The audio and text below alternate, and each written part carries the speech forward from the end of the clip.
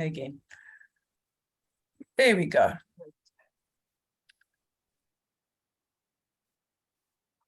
Thank you, everybody, for joining. Lynette and Karen are here today. Charles is here. Nomsa is here. Shula is here. Sibongile is here. Stephen and Kudzai. And somebody has just dropped off. So we are 8 participants at the moment. And we are going to try and explain to you today how the whole EXCO fits together. So how the VPE fits together with the rest of the roles and what you need to do in your position to support each other and what support you can expect from the different members in your EXCO team. So I think what I'm going to do is I'm going to start with the questions and answers. So if you can perhaps anybody raise your hand, and then we'll take questions and we'll deal with questions, because that's more than likely the best way to deal with this. You have been in your role for about 6 weeks now, so I'm sure that by now you've come across a few problems. And so let us know what issues you've been experiencing and where you need additional help. I don't see any hands up. So what I can do is I can ask people who said, there's some hands up. Shula, okay, I saw your hand first. If you can tell us where you need help. Thank you, Lynette. Yeah, so I'm Shula from Zambia Copper Battle. We are a newly chartered club. In my role so far, I think the biggest challenge I'm facing is member engagement. Tried different techniques to get members really active, but I'm not seeming to get a breakthrough. I don't know what to do or how to really go about it. And Shula, how was it done by your previous VPE? What were the tactics or the challenges that your previous VPE had? So we are a new club. The first VPE. This is a brand new club. They chartered just before the end of last year. Okay. So Shula, my question to you really is, this is a new club. Were you a Toastmaster in a different club? And are there any members in your club who were Toastmasters beforehand? Just so that Corinne and I can get a little bit of clarification, because those answers are going to help us to give you the correct information.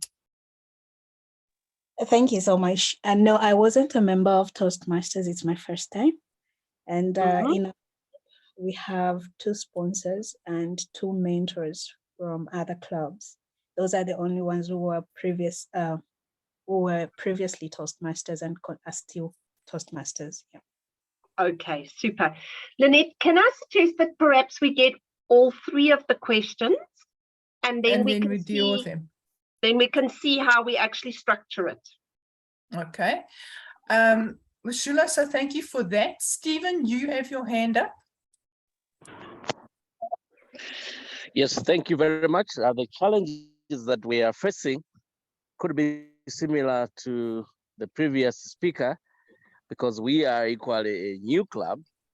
The only difference is that I have been a Toastmaster for over 10 years now, as part of Eloquent Toastmasters.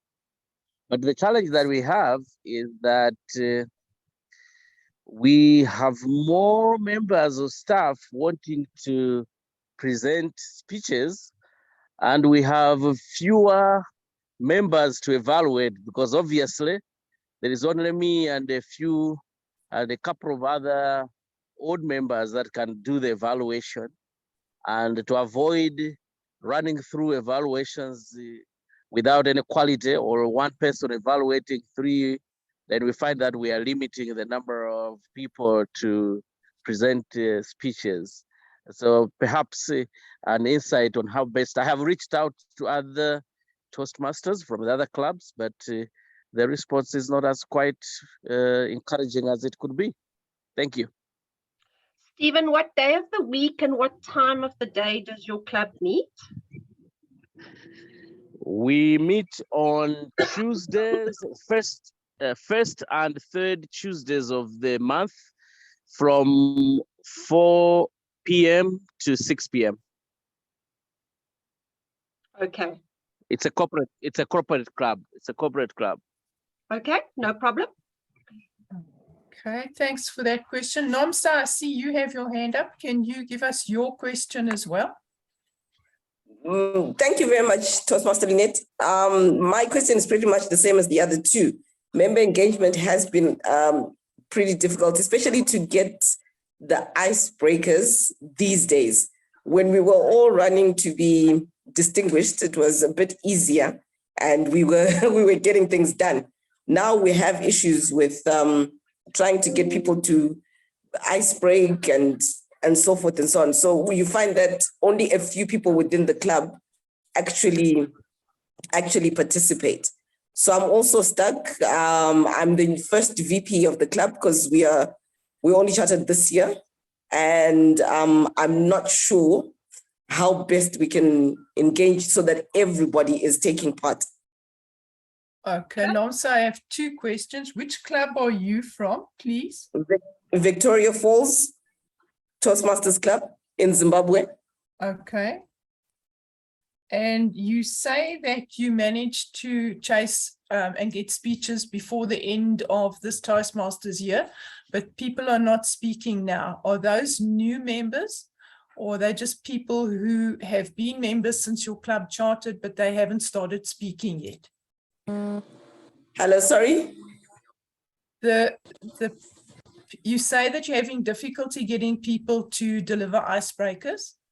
Are those are those new members, or are they charter members who haven't started speaking yet?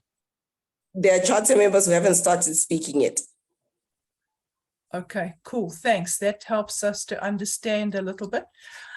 Are there any other questions? We've got 3 now and they're quite similar, so I think we'll deal with those unless there's anyone else with a question.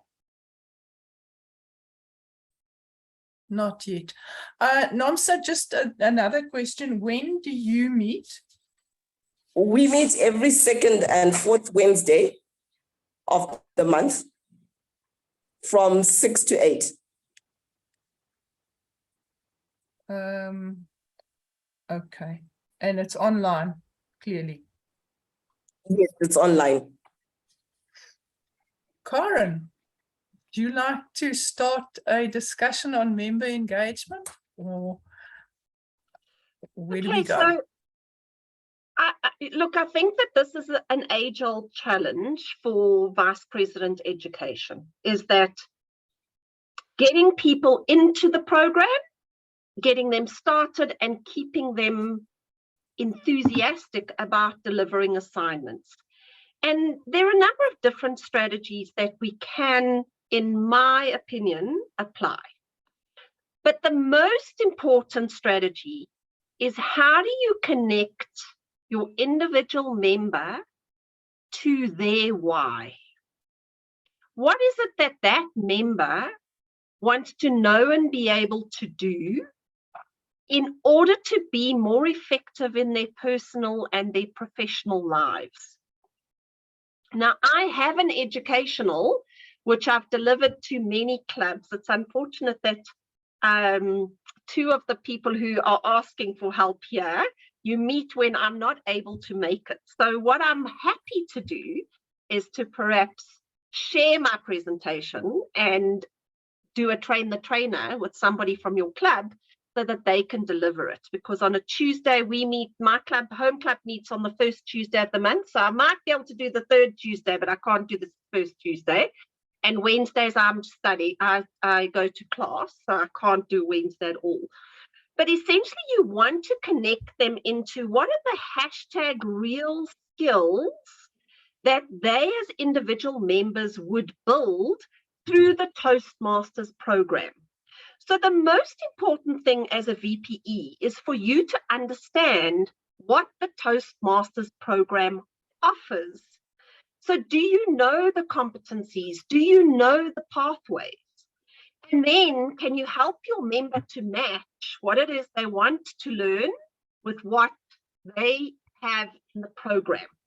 Because when they know what they want to do and they have a burning need and desire to learn that, it's much easier to get them onto the program. That's number one tip. Number two tip is that planning and organizing is a pain.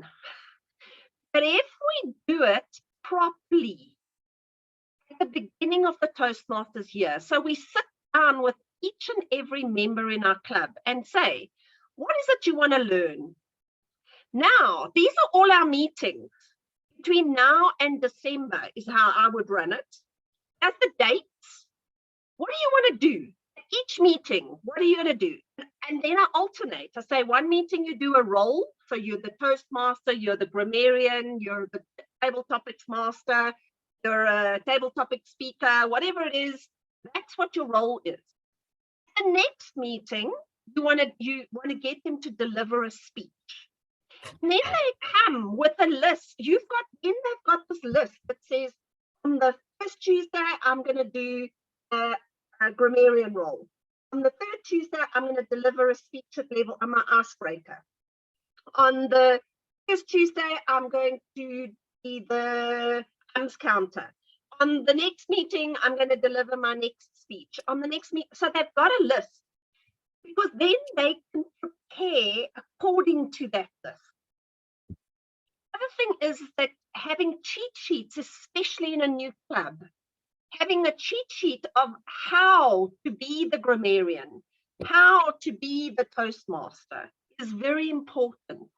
When you assign those roles, you send them the cheat sheet and say, this is the cheat sheet on how to do this particular role, so that they're prepared and they know what to do.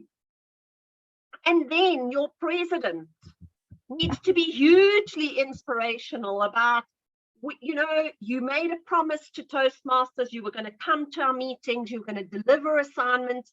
We need to, this is a learn by doing organization, so you need to dive in the swimming pool and swim. Make sure you know how to do this and that you practice it, because this is a safe environment and a fun environment to learn. And so we all mess up sometimes, because that's the biggest thing. People are scared of not doing it perfectly. But take that fear out. In fact, even make some mistakes yourself and go, oops, see, this is a fun place to learn. And then if you're a new club, I would engage your mentors a lot more. They are supposed to be helping you with this kind of advice at every single meeting and helping you to get your members engaged. So if they're not engaged as mentors, then we need to come back to me, because I'm responsible for training club mentors, and say it's not working for us. So those are 2 or 3 things that I would do, because when people know what they want to learn, they're clear on how they can actually do that, they have a plan to do it, they're more likely to show up and to be engaged. Lynette, that's my tips. I don't know if you have any further ones. I do have some additional information, I think, Karen, and to assist a person to remember what their why was, why they joined Toastmasters is one thing, but then to make sure that they have actually gone onto their computer, logged into Toastmasters International. And I know that initially, especially I think when Copperbatten and Victoria Falls chartered, there were problems accessing the system. But if they go on now, access the system and log in and choose a path, and I'm fairly sure that that's where these people are getting stuck. They haven't really yet managed to log into Toastmasters and work out how the system works, how to find the material, and how to put their speech together. And you might have sent the training material outside of the system to everybody, or the first criteria for the icebreaker, and some people have spoken from that. But I'm reasonably sure that you find, especially people who are lagging, they lack a little bit of self-confidence, and they just need that a little bit of help to get into the system and figure out how it works.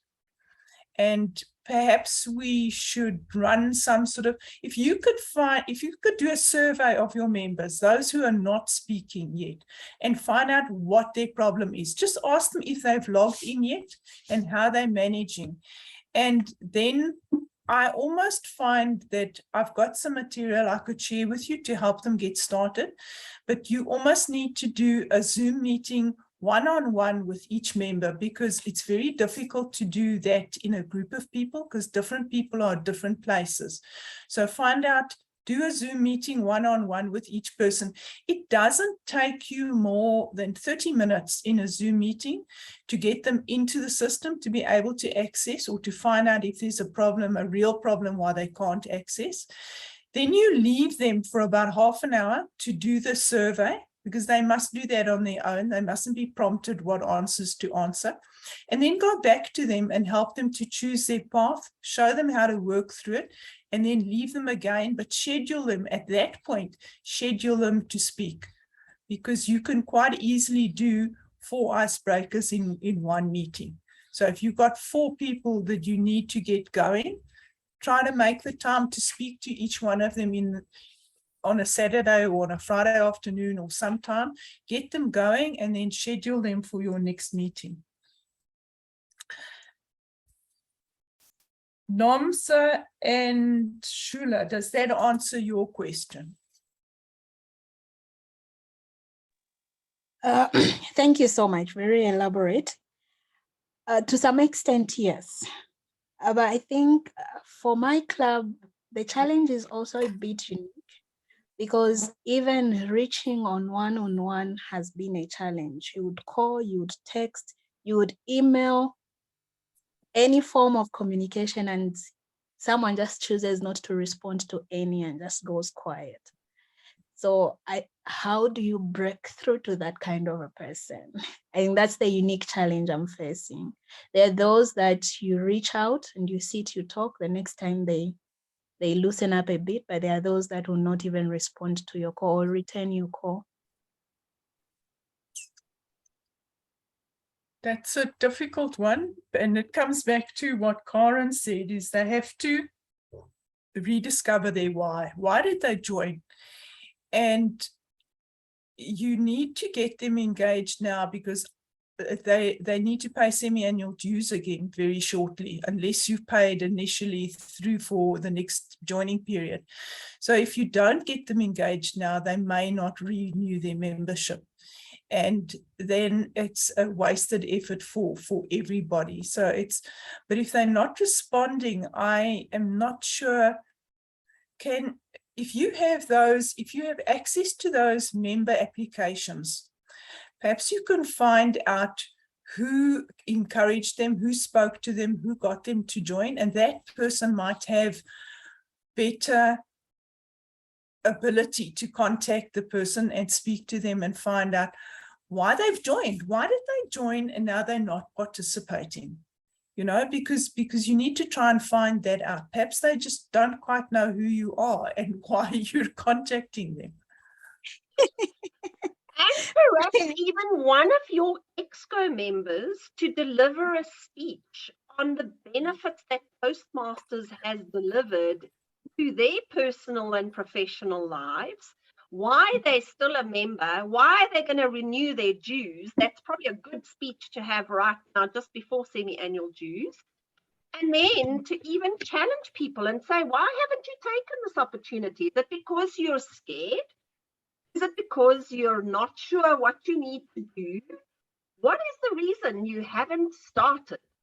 Reach out to one of the following people and give some names that they can phone to get themselves connected. Because in my experience, people make excuses about time because they're scared or they don't know. So then they'll say, I'm too busy. There's too much work. But actually, if it was important enough for you, you'd make it happen. Yeah. So, and often they're scared. They just don't quite know where to go, and they don't know what to do, but they're scared of embarrassing themselves by asking somebody. And that's, you kind of got to find out that and see what you can do about it. And if one of your members who maybe is not as experienced, to even say, deliver a speech or a member's moment, which is a 2 to 3 minute speech about how scared I was when I started. My knees were shaking, I was sweaty, my palms were sweaty, my heart was beating out of my chest. And this is how I overcame it. I connected with my mentor. I practiced my speech with my mentor before I came to the club meeting. And then I delivered my first speech, and wow, what a relief it was. And then I stepped up and I delivered my second speech, and it was easier. And then I delivered my third speech, and that went superbly well. Then I completely bombed my next speech. But that you show vulnerability, because even this morning I was chatting to my own exco, and one of the team members said that she had joined a club, and it was very intimidating because everybody was articulate and everybody was phenomenal in how they delivered their assignment. And so then she stopped going because she didn't feel like she could live up to that image that club was showing. So it's important that your president and your VPE and your mentors are having conversations to say, we all start somewhere. We all mess up. But actually, this is a safe place to mess up. Rather you mess up here in front of friendly faces than you mess up in front of your work team. So how do we help you to connect in with your why? How do we give you what you need in order to know what you need to do? And then how do we support you in getting over that fear in your first presentation? Does anybody else on the call have any tips? Because we've got quite a number of people on here now. Anybody else that's been in Toastmasters for a while have any tips on how you get your members engaged? Put your hand up or unmute yourself. Come on, guys. You all have wonderful. There we go. Gerard. Can everybody hear me clearly? Yes. Yes, we can. Okay. Yes. No. Actually, I'm the founder president of Toastmasters in Mauritius, and I created that 20 years ago. And then for life reasons, I moved away from Toastmasters for professional reasons. I traveled a lot, etc., etc. But 2 years ago, I came back and I joined a new club, which had only 9 members. And I was appointed chief judge for the Division 74. So I came back through the division because of my long experience, of course. But then I also had to go through level 2. So what I found works very well is when they come, and everything you've said, I have heard it and I'm experiencing it through our club. Of course, there's this big fright, you know, you invite them and they come in a room where you have seasoned talkers and speakers that intimidate them. So that's one of the reasons. So what we tried to do is we've paired almost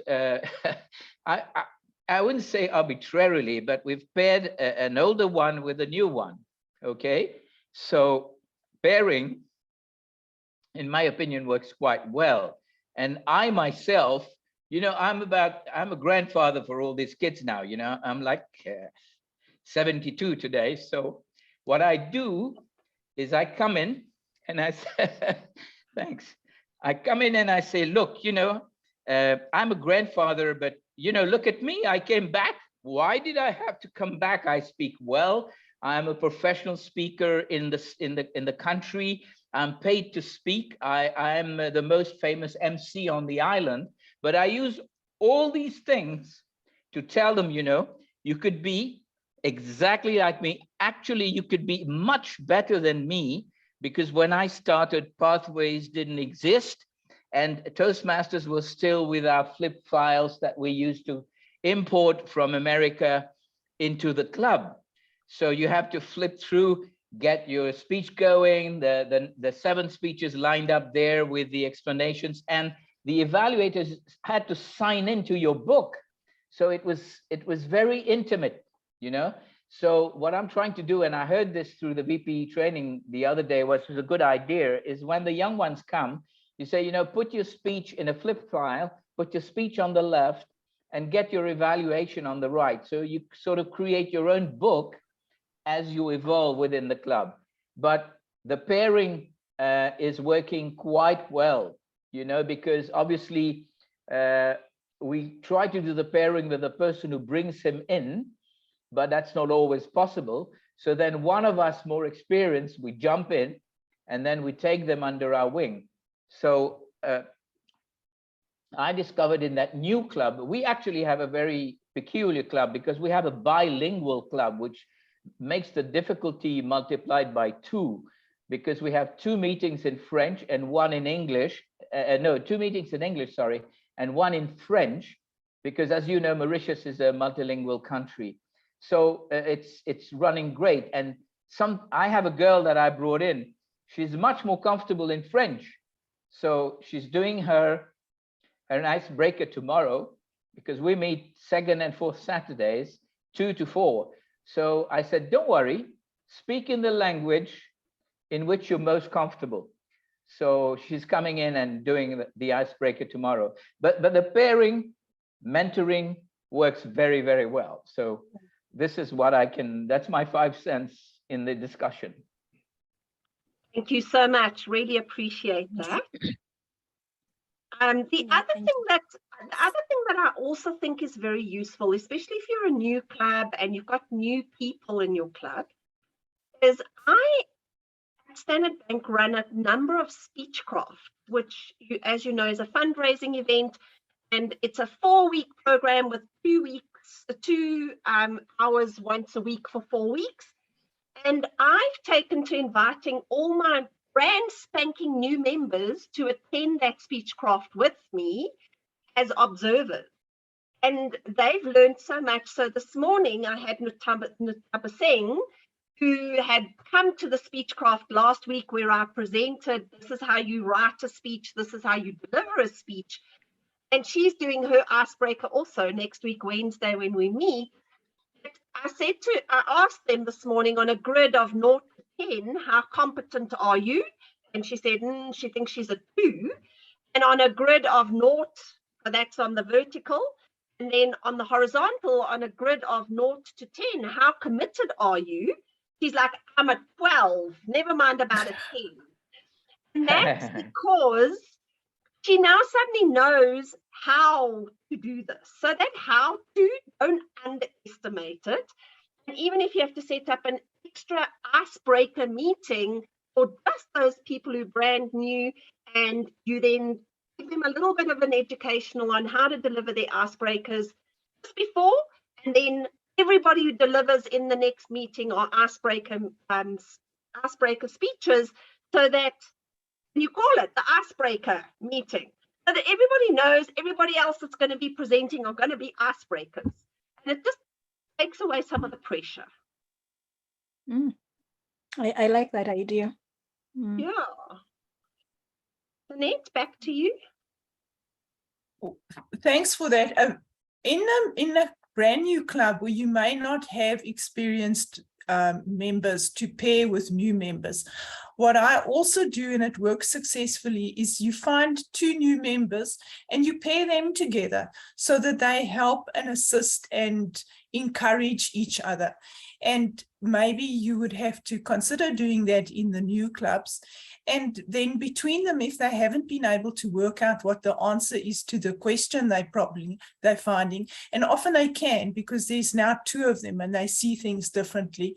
But then if they're not able to do that, they can reach out to the VPE or the club mentor or the club sponsors, because you should, as new clubs, have 2 mentors and 2 sponsors. So you should have 4 more experienced people assisting your club, and they can't spend all their time with only the president and the VPE. They need to spend it with the entire club. And those are some of the people, like Karen said, who should deliver a speech and show this is how it's done. so that everybody can come along and see that and how they found their why and why they've been in Toastmasters for so long, what they've achieved and what their plans still are.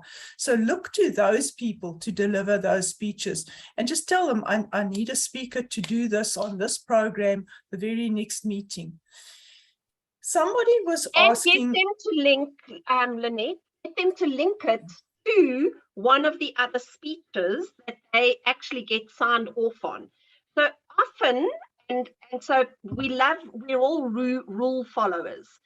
And even this morning, somebody asked me, they said, oh no, but I can't evaluate somebody else's speech for my level 1 because I haven't delivered my first speech yet. I'm like, doesn't matter, because you can do them out of order and get the evaluation signed off. You never want to do something for nothing. So go ahead and download all your evaluation forms. And then if you're delivering a speech for somebody on to meet a need, try to find something in your pathway that you can sign off irrespective of the level. Because as long as you're following the criteria of that speech, you would still get credits for that. You don't have to do anything for nothing in this program. It's like in Toastmasters, there's no free speech. You Yeah. do not do anything for nothing. You say what you need to say, but you make sure that it counts somewhere if at all possible. Gerard, do you have your hand up again, or is it still up from last time? I Yes. haven't been paying attention. No, also what we've discovered, we were going to have three icebreakers tomorrow and one second level. So what happens is that one of the icebreakers said she wasn't prepared enough, which was okay. But what we didn't say, yes, prepare one for the next meeting. We said, no, you're going to have a role. So we actually gave her a role so that she feels almost obligated to, first thing, come to the meeting. And then secondly, she feels obligated and she's given a role. So even the ones that came in yesterday, we tend to give them a role when they come in, and then we sit next to them. We show them the explanation of the role, which we have so much material. It's fantastic. And then quickly we sort of lead them into that role. And obviously, if you're brand new, we don't give you, general evaluator. We give you timekeeping. We give you the R counter. We give you, you start with the lower roles so that, first of all, they learn to speak. They learn to study a role and execute it, which she will do with her own speech because she'll have to write it and then deliver it. So the mechanisms of preparations are very similar. And then let's not forget, Toastmasters is a brilliant family. Don't forget the family. When we don't have somebody in our club, you will find that by sending an email around, by sending a WhatsApp to another cousin club next door, even in another country, we've had evaluators from South Africa evaluate our people in the last competitions, but we had evaluators in a normal meeting. So having people more experienced, if you're a new club, you can call on other clubs, and I'm sure you have past officers that will be delighted to feel responsible and help in a new club. So these are the some of the other ways you can also rope in some more experienced people if you're a new club. Like Lynette said, all the clubs don't have 5, 6 experienced people, except the very old ones. The one I created, there are 43 people in that club. I mean, God, you just yeah, but only 30 are active, but the others are paying just to support the club, so that's okay. But in there, you probably have a DTM in there. You have so many other people who would be, and they came down from their charge, and they're still quite, Toastmasters become their life. So, they would be so happy to take a new club and help and say, what can I do? Don't forget, Toastmasters is a family. Mm.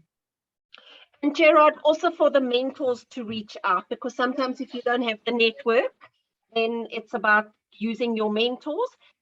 And if you visit other clubs and you do roles on their program, then it creates a network and then they feel obligated to come back. Absolutely, I see that Nomsa has her hand up. Thank you. I just wanted to, and happy birthday, Gerard. But I just wanted to reiterate what he said. I have also found that it has helped with getting people to get their speeches done and to get roles. The one in particular for the role players that has helped a great deal is visiting other clubs. So a club in the States, a club in Bahrain, creates excitement for somebody who's in a small town like Victoria Falls. And at the end of the day, seeing that happening has given some others the impetus to actually do their own speeches and start their parts. But the one that I think for Vic Falls specifically will help is the whole idea of having a cheat sheet for everybody to be able to say on this particular day, this person is playing this role, this person is going to do this, and this is the day that you're going to do your speech. If they need to reach out, then they can reach out and get assistance. We've got very, very active mentors and sponsors as Victoria Falls. So most of the ideas that have come out on this platform have actually been tried and implemented in our club. The major issue that I see is the fact that we do not want to create a situation where you've just got the same core number of people doing whatever needs to be done as far as meetings are concerned and roles and pathways are concerned, and they're moving. And then this other small niche of people that is just sitting in the club on the roster, but has not quite done anything. So that was the group of people that I was worried about. But yes, visiting other clubs is absolutely great. It has created so much excitement in our own club.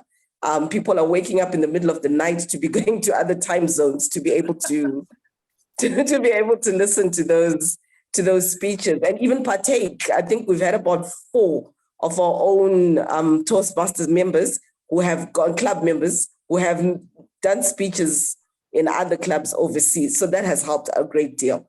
But yeah, it does get to you as VPE when people don't quite respond, like Tula was saying. And you phone, you send messages, you reach out, you do everything you can to try and get them started, but you get a very lukewarm response from that person. Yeah, thank you. Thank you. Lynette, we have 5 minutes, so I don't know if we want to wrap up and just... I do think we need to wrap up, but I think it was Stephen who's looking for evaluators, and there is an evaluator sharing group. So I will put the link to that group in the VPE chat after this meeting. So you can go on there and offer to evaluate and ask for evaluations. So there's a risk that that group is becoming a club advertising group. So don't allow that, but go on the group and specifically say, I need 2 evaluators for my meeting on this day.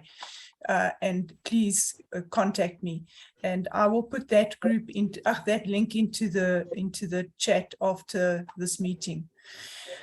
Corin, No, yes. thank you very much for that. Thank you very much. Okay, Stephen. I think we should wrap up because yes, we've got maximum 5 minutes left.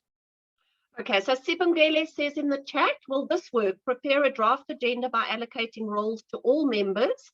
For the member that cannot be present on the day to be their duty to find a replacement. Absolutely. We advocate that.